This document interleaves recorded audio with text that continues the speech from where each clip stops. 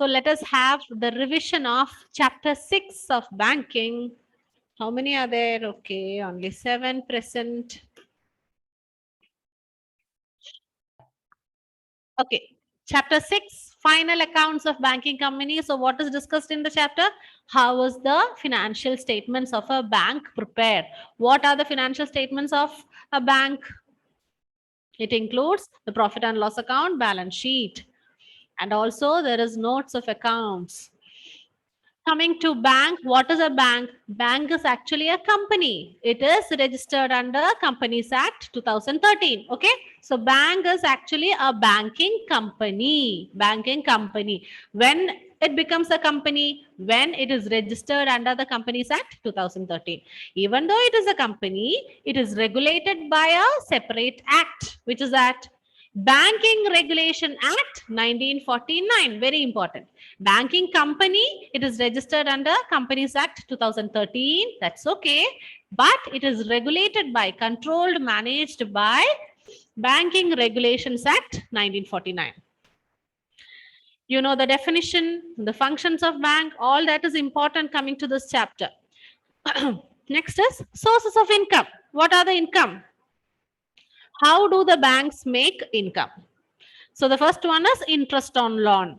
Whatever loans they provide to the public, the interest they receive back, that is their main source of income. Okay, so which is the most important source of income?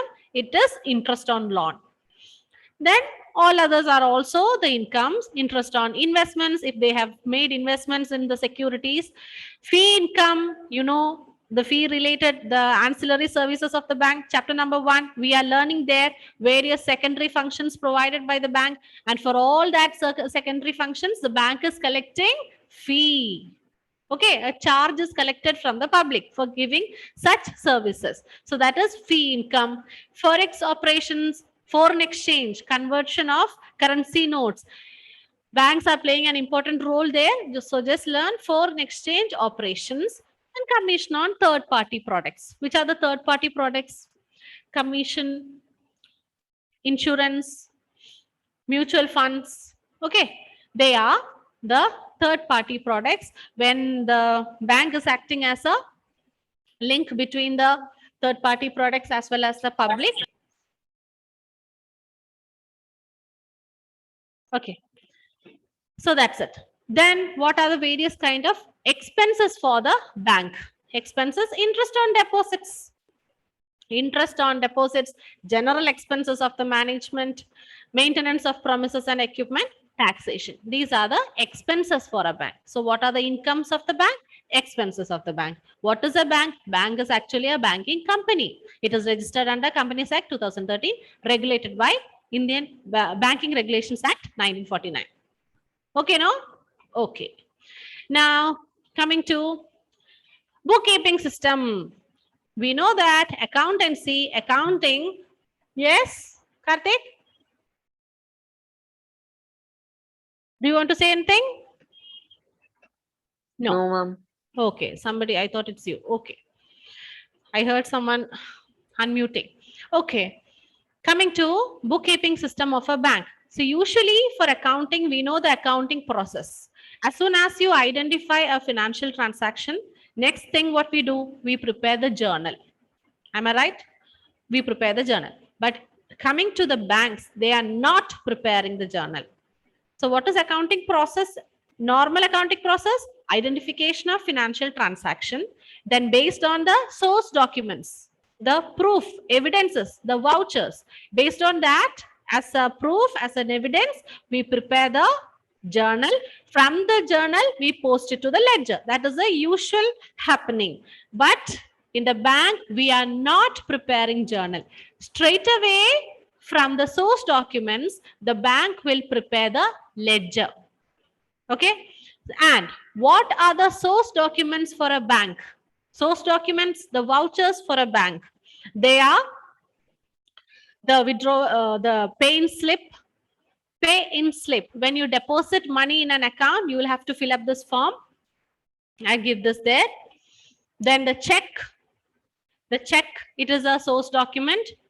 Okay. Cash withdrawal slip. When you withdraw amount, Then also you are filling up a particular form and giving it to the bank. So these are the various source documents, evidences of a transaction. Coming to bank, these are the vouchers or source documents in the bank. Pay-in slip, withdrawal slip, check. Okay. So based on this, what is the bank doing? The bank is directly posting it to the ledger. So because of this, as they are using these slips, pay-in slip, withdrawal slip. Because of that, the system is called slip system. The bookkeeping system of the bank, it is called the slip system. Very important. Then characteristics of bank's bookkeeping system, voucher posting, I told you from the voucher, they post it to the ledger. Then summary sheets are prepared, trial balance is prepared, that is continuously checked.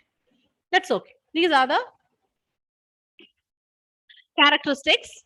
Then coming to advantage, disadvantage, then what are the books maintained? The general ledger is maintained, profit and loss ledger is maintained.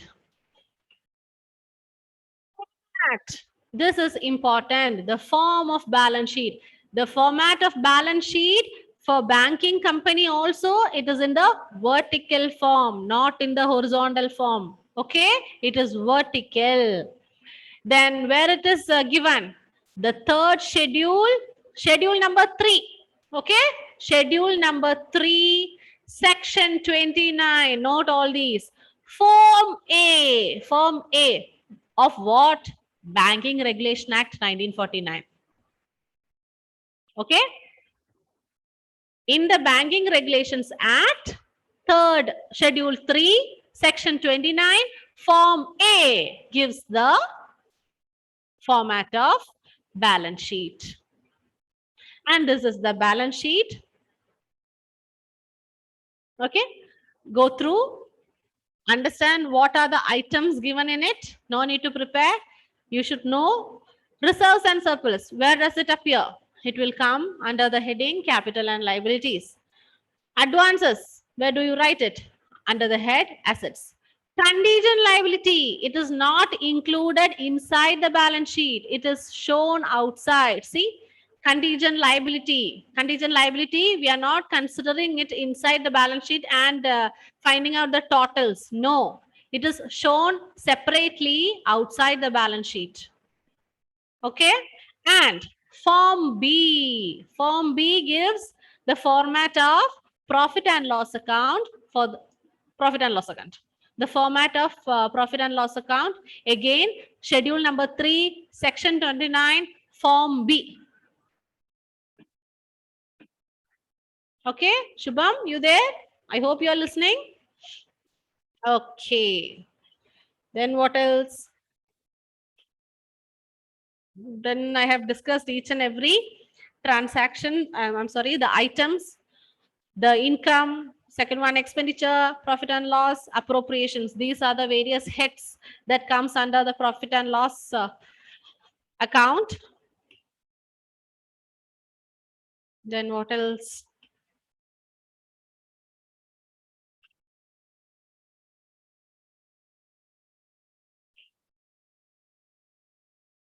Then most importantly, this includes 1 to 12 is shown under schedule numbers 1 to 12. 1 to 12 will come under balance sheet. Schedule number 12 is regarding the contingent liability. Contingent liability appears outside the balance sheet. It is not shown inside the balance sheet. Okay. So 1 to 12, it is in the balance sheet and the rest is in the profit and loss account. Then what else?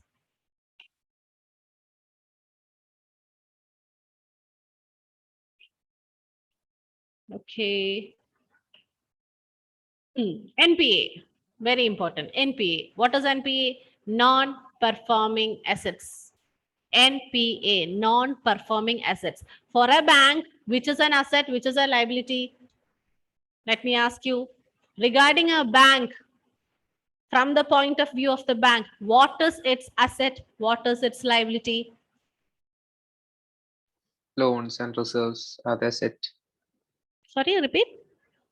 Loans is the asset. Yeah, yes. Loans and advances are their assets. Whatever deposits they receive, that is their liability. Okay? Deposits.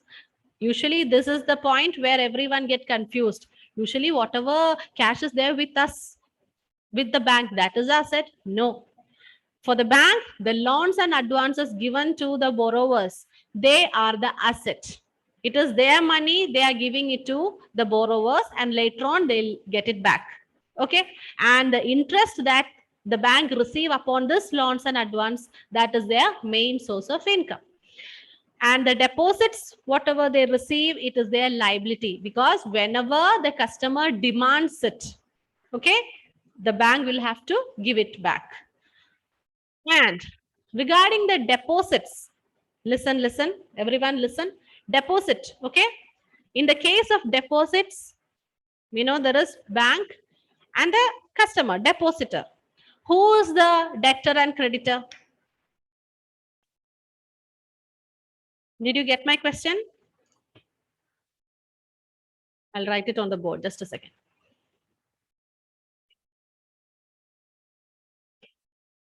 Debtor, creditor. Who's a debtor? See, we are talking about banks, and the case is deposits. What are deposits? It is the liability of the bank. This is the most basic thing, okay? It is a liability for the bank. Okay, and I'm asking you, in this case, who is the debtor? Who is the creditor?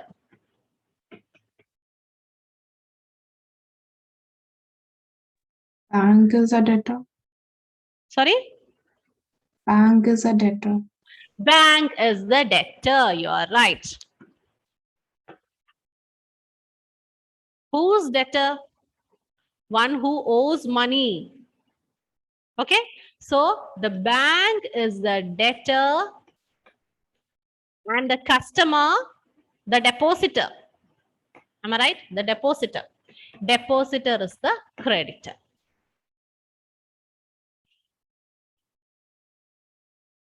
Why? The bank owes money to the depositor. The depositor has lent money to the bank. So this is the relationship between the bank and the customer, the depositor, when the case is deposit. So when it is the case of deposits, bank is the debtor. I'll tell you a trick to remember. Deposit, deposit. In the case of deposit, debtor. Bank is the debtor. Think from the point of view of bank. Bank is our hero. We are learning about banks, banking. So, whose bank? Bank is the debtor when deposit. DD. Okay? Deposit, debtor.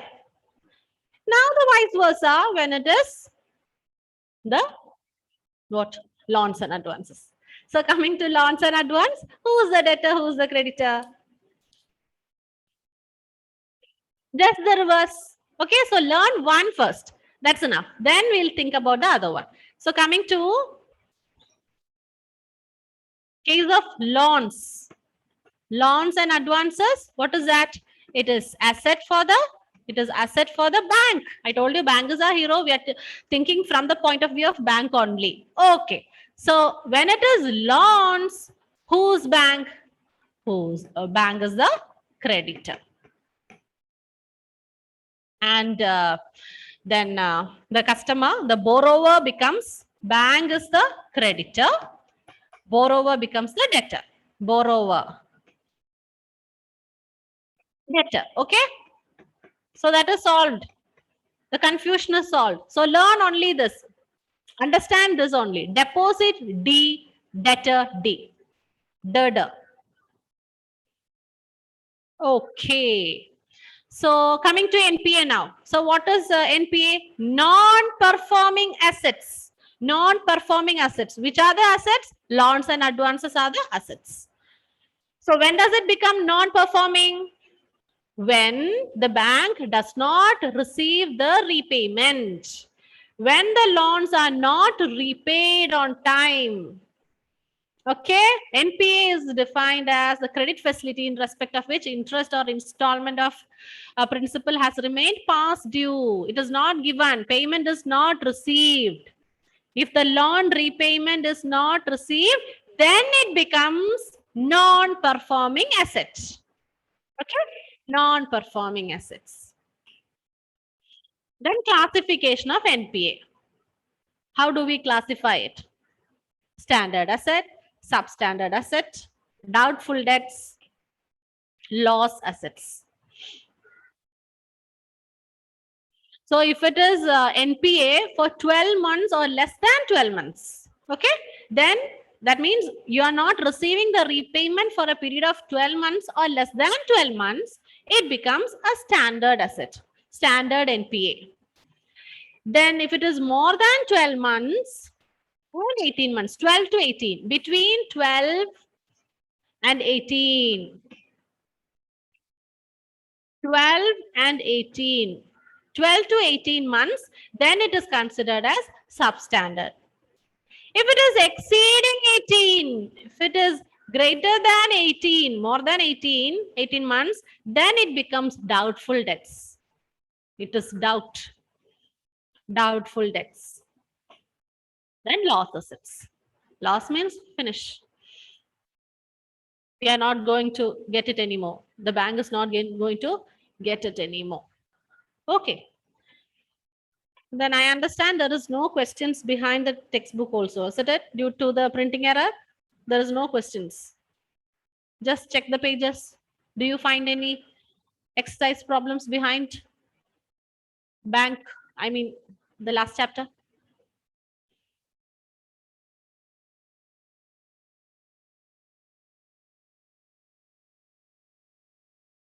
No, ma'am. No. So just Shubham is there, no? I hope, yes, mostly everybody is there today. Atul is absent. Then Sharath?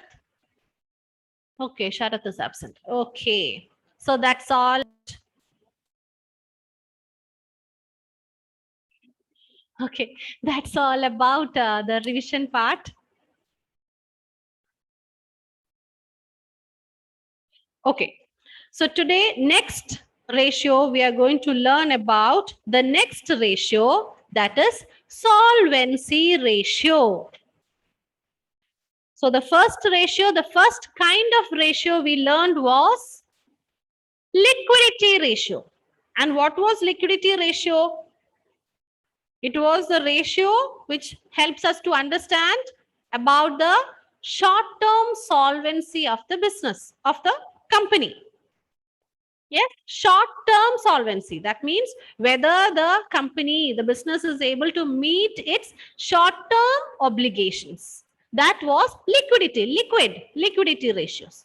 And now we are moving to solvency ratios. Solvency ratios help us to understand what is the long-term solvency. Long-term solvency.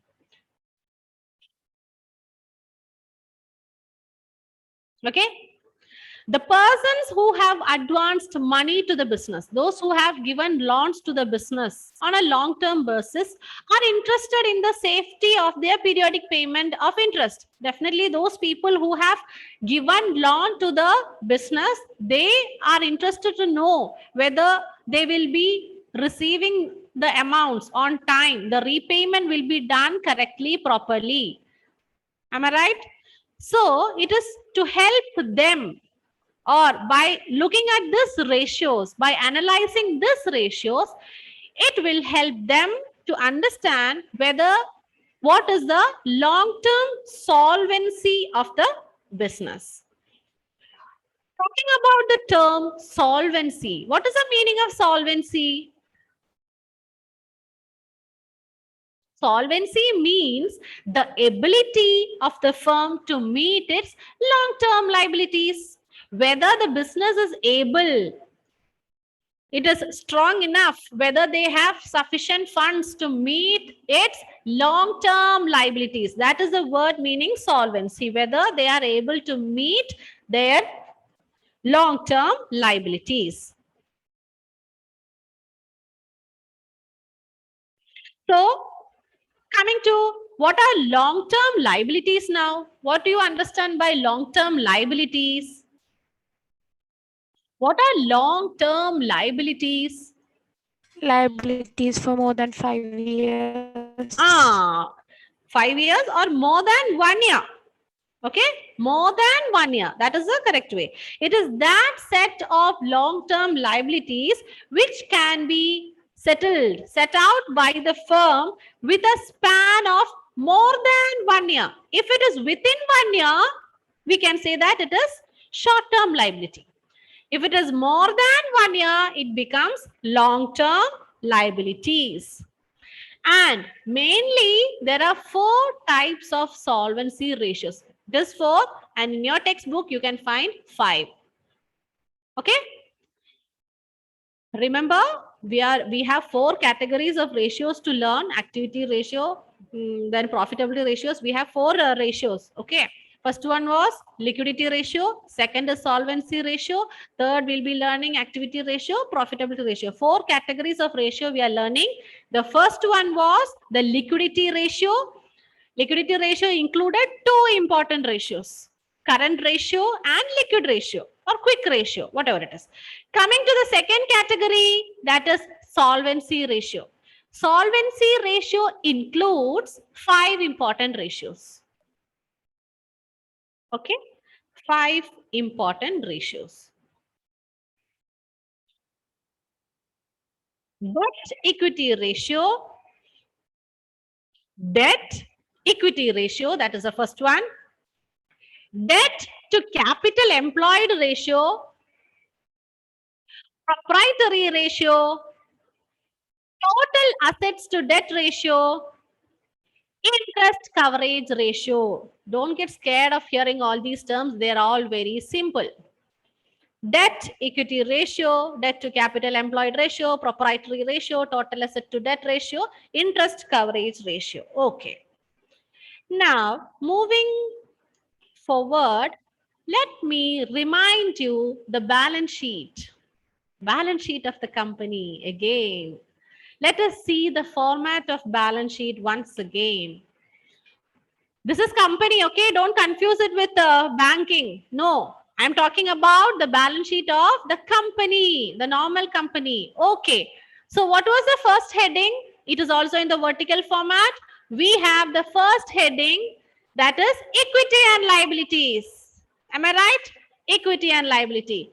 And inside equity and liability, we have 4 subheads. This is the main head, equity and liability. Inside that, I hope the screen is okay. It is clear, no?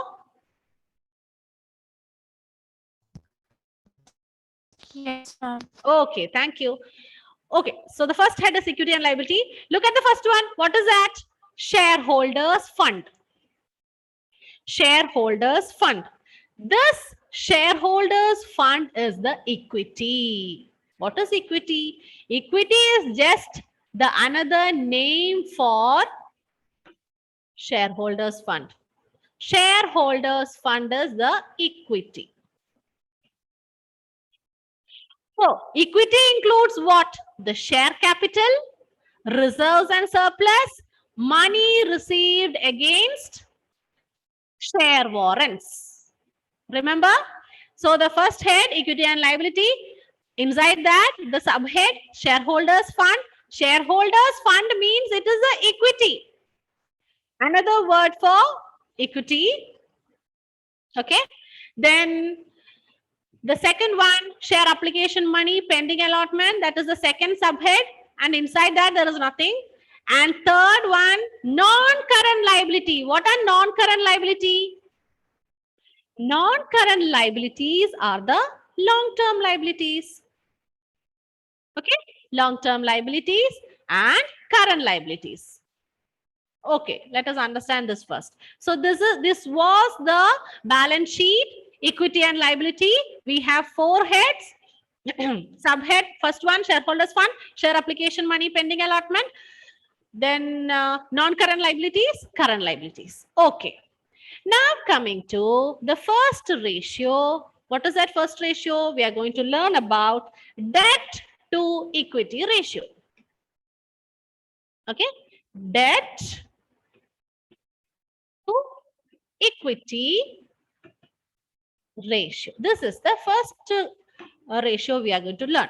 From the name itself, we can understand what is debt to equity ratio. The formula is equal to debt divided by equity. This is debt equity ratio. Debt equity ratio, the formula is debt divided by equity. Okay. Now, what are debts? Debts means what? Debt means the long-term borrowings,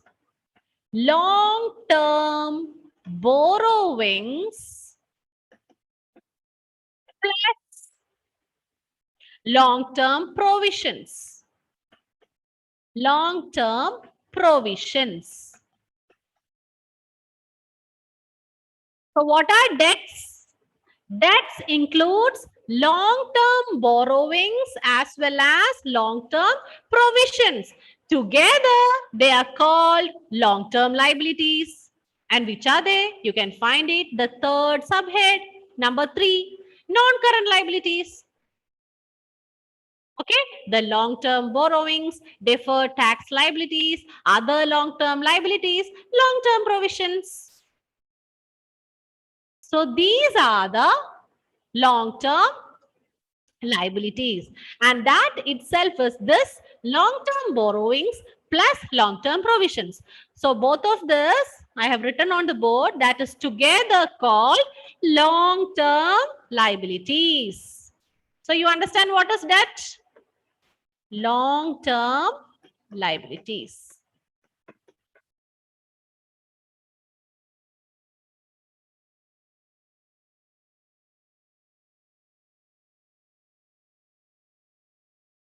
Okay.